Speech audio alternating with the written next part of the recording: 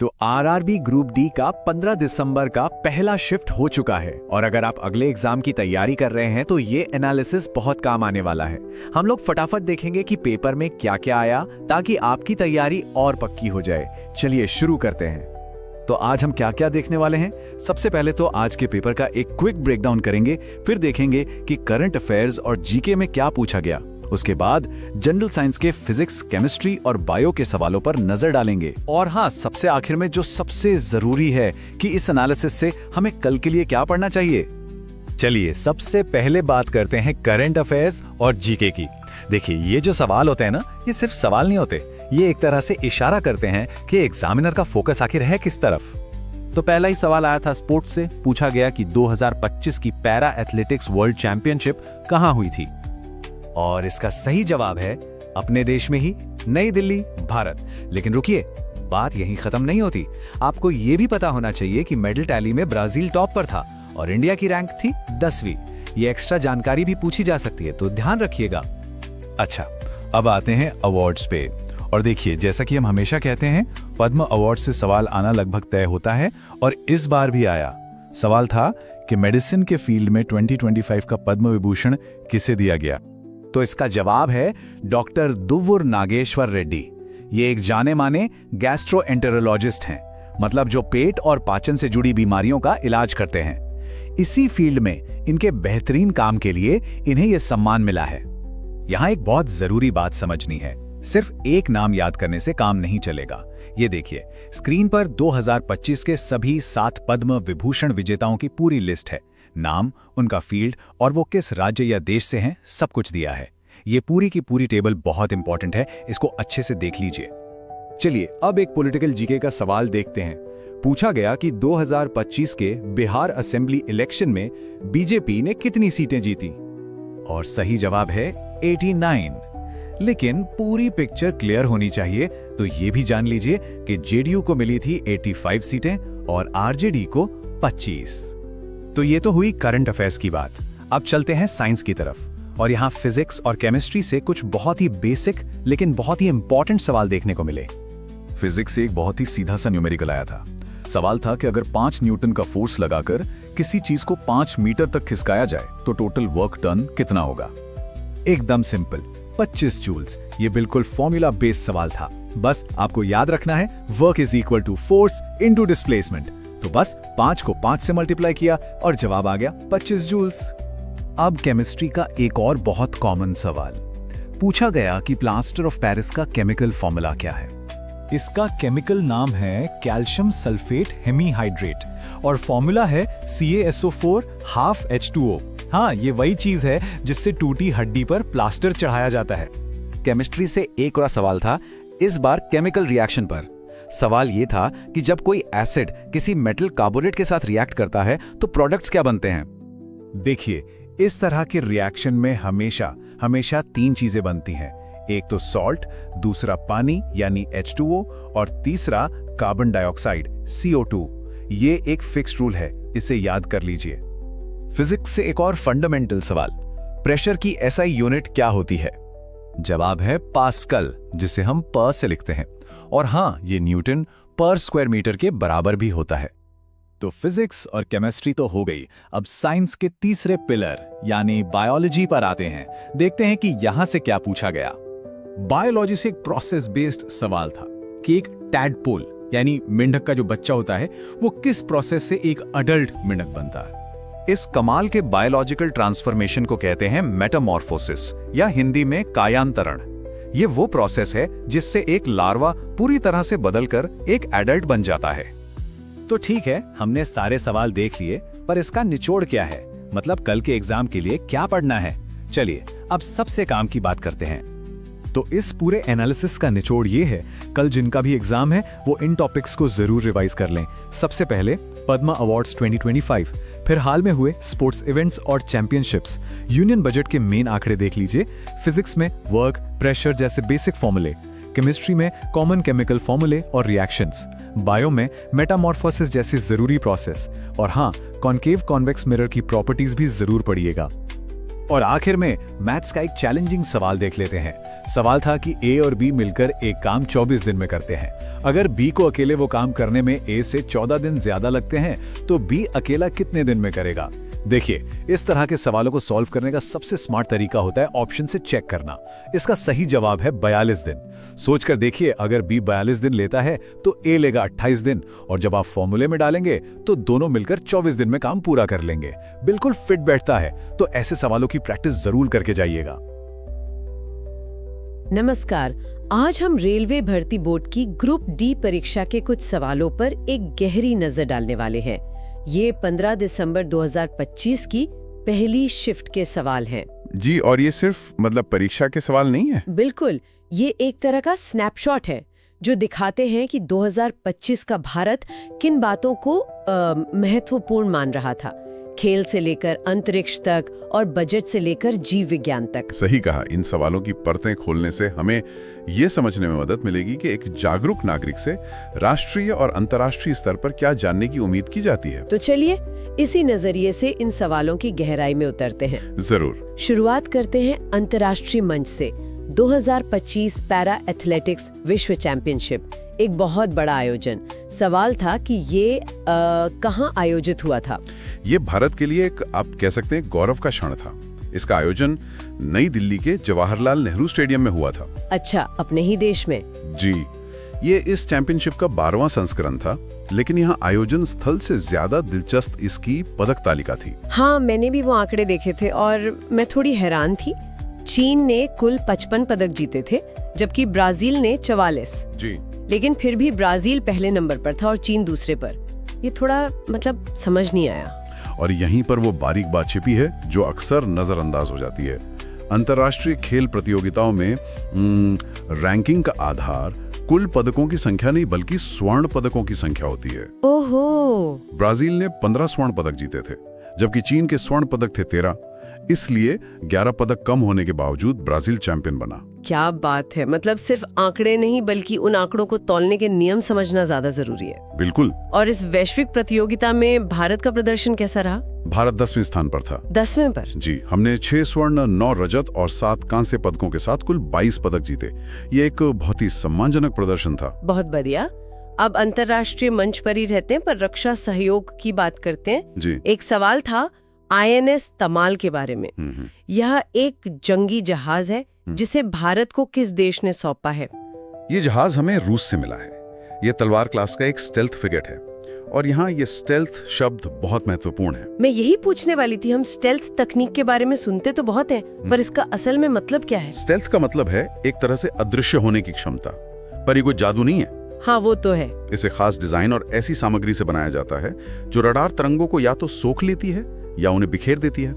नतीजा ये होता है कि दुश्मन के रडार पर ये विशाल जहाज या तो एक छोटी नाव जितना दिखता है या कभी कभी दिखाई ही नहीं देता। वाह, तो ये चुपके से दुश्मन के इलाके में घुस सकता है। बिल्कुल, ये एक जबरदस्त सामरिक बढ़त देता है। तो ये नाम तमाल, और मैंने सुना है कि इसके चालक दल का एक उपनाम भी है, द ग्रेट बेयर। क्या इन नामों का भी कोई खास मतलब है? जी बिल्कुल, ये सिर्फ नाम नहीं, कूटनीति का हिस्सा है। तमाल का अर्थ है तलवार, जो भगवान इंद्र के वज्र से जुड़ी है। ये भारतीय शक्ति का प्रतीक है। अच्छा। वहीं द ग्रेट बेयर यानी महान भालू, वो रूस का अंतर्राष्ट्रीय प्रतीक है। तो इस एक जहाज के नाम और उपनाम में भारत और रूस की गहरी रणनीतिक साझेदारी का संगम दिखता है। वाह, ये तो रक्षा सौदों को देखने का एक बिल्कुल नया नजरिया है। जी। चलिए अब अंतर्राष्ट्रीय मंच से देश के अंदर आते हैं। बात करते हैं केंद्रीय बजट की। सवाल था 2025-26 के बजट में स्वास्थ्य और परिवार कल्याण मंत्रालय को कितना पैसा आवंटित किया गया? आंकड़ा है लगभग 99,859 करोड़ रुपए। मतलब मोटे तौर पर हम कह सकते हैं 1 लाख करोड़ रुपए। 1 लाख करोड़? जी। लेकिन ये आंकड़ा अपने आप में अधूरा है। इसकी असली कहानी तब समझ आती है जब हम इसकी तुलना पिछले साल से करते हैं। ये पिछले बजट के मुकाबले लगभग 13% की बढ़ोतरी थी। 13%, ये एक बड़ा उछाल है। तो ये पैसा जा कहाँ रहा था? क्या इससे सरकार की प्राथमिकताओं का कोई संकेत मिलता है? निश्चित रूप से। इस बड़ी रकम में से 2 हिस्से सबसे ज्यादा ध्यान खींचते हैं। एक तो आयुष्मान भारत योजना के लिए 9,462 करोड़ और दूसरा राष्ट्रीय स्वास्थ्य मिशन के लिए 37,287 करोड़ रुपए।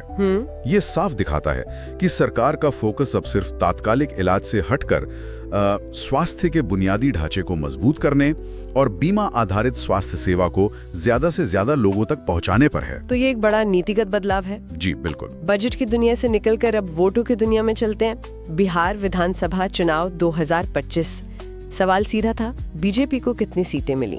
उस चुनाव में कुल 243 सीटों में से भारतीय जनता पार्टी यानी बीजेपी को 89 सीटें मिली। 89। जी। उनके सहयोगी दल जेडीयू को 85 और मुख्य विपक्षी दल आरजेडी को 25 सीटें मिली। अब यहाँ भी सतह पर ये सिर्फ आंकड़े हैं, लेकिन इनके नीचे बिहार की राजनीति में एक बड़ा भूचाल छिपा था। वो क्या था? मेरा मतलब है गठबंधन को चुनाव जीत ही गया था। हाँ, लेकिन दशकों में पहली बार ऐसा हुआ था कि बीजेपी गठबंधन के भीतर बड़े भाई की भूमिका में आ गई थी। उसके पास अपने सहयोगी जेडीयू से ज्यादा सीटें थी। अच्छा। इस एक नतीजे ने राज्य में शक्ति संतुलन को पूरी तरह से बदल दिया। तो सवाल सिर्फ 89 सीटों का नहीं था, सवाल उस राजनीतिक बदलाव का था जिसका प्रतीक ये आंकड़ा बना। समझ गई। तो एक तरफ जहां जमीन पर ये समीकरण बन रहे थे, वहीं आसमान में भारत एक नई कहानी लिख रहा था। 2025 में इसरो ने अपना 100वां सफल मिशन पूरा किया। एक ऐतिहासिक पल। इस मिशन के लिए किस रॉकेट का इस्तेमाल किया गया था? इसके लिए GSLV F-15 प्रक्षेपण यान का इस्तेमाल हुआ था, जिसने NVS-02 नेविगेशन उपग्रह को सफलतापूर्वक उसकी कक्षा में स्थापित किया। GSLV F-15 ही क्यों? हम तो अक्सर इसरो के भरोसेमंद रॉकेट PSLV के बारे में ज्यादा सुनते हैं। बहुत अच्छा सवाल है। PSLV वाकई इसरो का वर्क हॉर्स है, लेकिन उसकी एक सीमा है। वो हल्के उपग्रहों को पृथ्वी की निचली कक्षाओं तक ले जाने में माहिर है। और NVS-02 भारी था? हाँ, NVS-02 एक भारी नेविगेशन उपग्रह था, जिसे पृथ्वी से बहुत दूर, लगभग 36,000 किलोमीटर ऊपर एक भू-समकालिक कक्षा में स्थापित करना था। ये काम PSLV के बस का नहीं, इसके लिए GSLV के शक्तिशाली क्रायोजेनिक इंजन की जरूरत पड़ती है। और ये NVS-02 उपग्रह ये भारत के लिए इतना जरूरी क्यों है? ये भारत के अपने GPS सिस्टम, जिसे नाविक कहते हैं, उसका हिस्सा है। अपना खुद का नेविगेशन सिस्टम होने का मतलब है कि हम लोकेशन और टाइमिंग सेवाओं के लिए किसी दूसरे देश पर निर्भर नहीं है। मतलब रणनीतिक रूप से बहुत महत्वपूर्ण। बेहद महत्वपूर्ण, सेना के लिए भी और आम नागरिकों के लिए भी। अद्भुत। मतलब एक सवाल के पीछे आत्मनिर्भरता की इतनी बड़ी कहानी है। जी। चलिए अब संस्कृति और सम्मान के क्षेत्र में चलते हैं। एक किताब का जिक्र था, मार्च ऑफ ग्लोरी। जी। इसके लेखक कौन है और ये किस बारे में है? इसे के अरमुगम और पत्रकार हैरल्ड डी क्रूज ने मिलकर लिखा है। ये किताब भारतीय खेल इतिहास के एक सुनहरे पल को दोबारा जीवंत करती है। 1975 में भारत की एकमात्र हॉकी विश्व कप जीत की कहानी। 1975 की जीत, वो तो भारतीय हॉकी का शिखर था। बिल्कुल। और ये किताब सिर्फ स्कोर कार्ड नहीं है, बल्कि उस टीम के जज्बे, संघर्ष और उस जीत के पीछे की अनकही कहानियों का दस्तावेज है। लेकिन उसके बाद एक लंबा सूखा भी आया। क्या ये किताब इस पर भी कोई रोशनी डालती है? हाँ, अप्रत्यक्ष रूप से। ये दिखाती है कि वो जीत सिर्फ कौशल का नहीं, बल्कि जबरदस्त टीम भावना का नतीजा थी। ये हमें सोचने पर मजबूर करती है कि क्या बाद के सालों में हम उस जज्बे को खो बैठे। एक सबक भी देती है। जी। अब बात करते हैं देश के सर्वोच्च नागरिक सम्मानों की।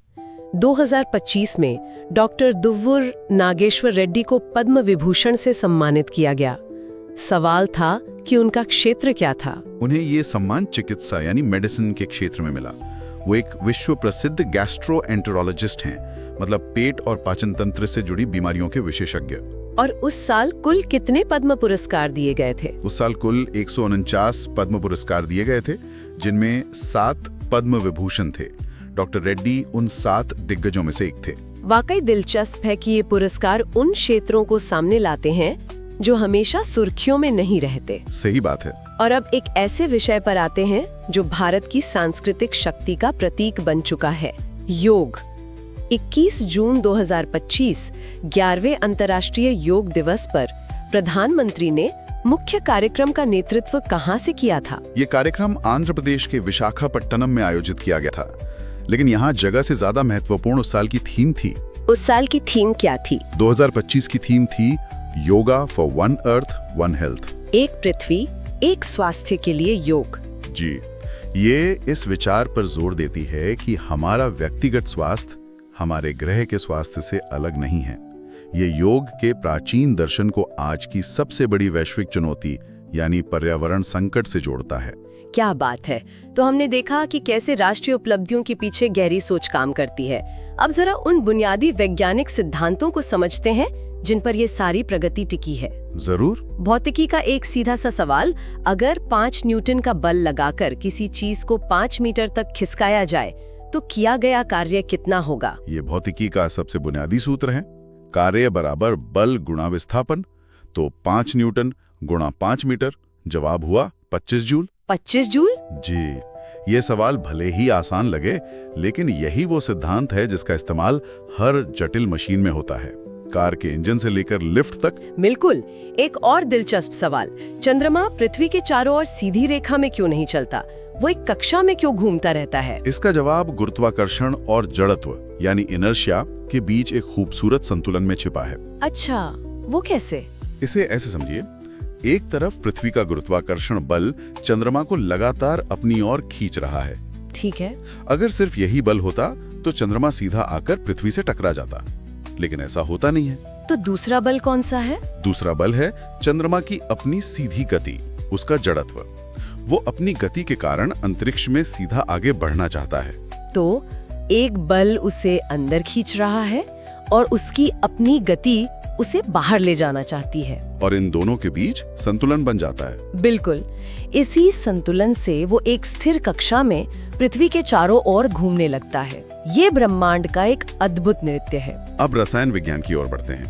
प्लास्टर ऑफ पेरिस का रासायनिक सूत्र क्या है? इसका सूत्र है CaSO4.1/2H2O यानी कैल्शियम सल्फेट हेमीहाइड्रेट। और ये बनता कैसे है? ये जिप्सम नाम के पत्थर को गर्म करके बनाया जाता है। इस प्रक्रिया में जिप्सम अपने पानी के अणुओं का ज्यादातर हिस्सा खो देता है और प्लास्टर ऑफ पेरिस में बदल जाता है। एक और रासायनिक अभिक्रिया का सवाल, जब कोई अम्ल किसी धातु कार्बोनेट से अभिक्रिया करता है तो क्या बनता है? जैसे संगमरमर के फर्श पर नींबू का रस गिरना। इस अभिक्रिया में हमेशा 3 चीजें बनती हैं, एक लवण, पानी और कार्बन डाइऑक्साइड गैस। वो जो बुलबुले निकलते हैं वो कार्बन डाइऑक्साइड होती है। जी। और इस प्रक्रिया में गर्मी भी पैदा होती है, इसलिए इसे ऊष्माक्षेपी अभिक्रिया भी कहते हैं। बहुत खूब। अब भौतिकी और रसायन के बाद जीव विज्ञान की दुनिया। एक टैडपोल जो मेंढक का लार्वा होता है, वो एक वयस्क मेंढक में कैसे बदल जाता है? यह प्रक्रिया है कायांतरण या मेटामॉर्फोसिस। इस दौरान टैडपोल के शरीर में जबरदस्त बदलाव आते हैं। जैसे कि उसके गलफड़े, जिनसे वो पानी में सांस लेता है, वो धीरे धीरे फेफड़ों में बदल जाते हैं। उसकी लंबी पूंछ शरीर में ही घुल जाती है और उससे मिली ऊर्जा का इस्तेमाल पैर विकसित करने में होता है। यह तो प्रकृति की इंजीनियरिंग का एक शानदार उदाहरण है ही तो आज हमने खेल, रक्षा, बजट, राजनीति से होते हुए भौतिकी, रसायन और जीव विज्ञान के बुनियादी सिद्धांतों तक की एक लंबी यात्रा की। ये दिखाता है कि ज्ञान का दायरा कितना बड़ा है। इसमें सबसे दिलचस्प बात यह है कि ये सवाल बड़ी राष्ट्रीय उपलब्धियों को विज्ञान के सबसे बुनियादी नियमों से जोड़ते हैं। हाँ, ये मैंने भी नोटिस किया। ये बताता है कि हमें सिर्फ ये नहीं जानना कि दुनिया में क्या हो रहा है, बल्कि उन नियमों को भी समझना होगा जिनके आधार पर ये दुनिया चलती है। बिल्कुल। इन सवालों में एक सवाल मिश्रित कृषि के बारे में भी था, जिसमें किसान फसल उगाने के साथ साथ पशुपालन भी करता है। जी। इसका मकसद होता है आय के स्रोत बढ़ाना और जोखिम को कम करना। और मुझे लगता है कि आज के लिए विचारणीय प्रश्न यहीं छिपा है। हम एक ऐसे दौर में जी रहे हैं जो अति विशेषज्ञता का दौर है ना? हाँ, बिल्कुल। जहाँ एक खेत में सिर्फ एक ही तरह की फसल उगाने पर जोर दिया जाता है। ऐसे में मिश्रित कृषि जैसा सवाल पूछा जाना क्या ये बताता है कि हम टिकाऊ और एकीकृत व्यवस्थाओं के महत्व को फिर से समझ रहे हैं? ये एक बहुत अच्छा सवाल है। क्या असली मजबूती किसी एक काम को बहुत अच्छे से करने में है, या फिर कई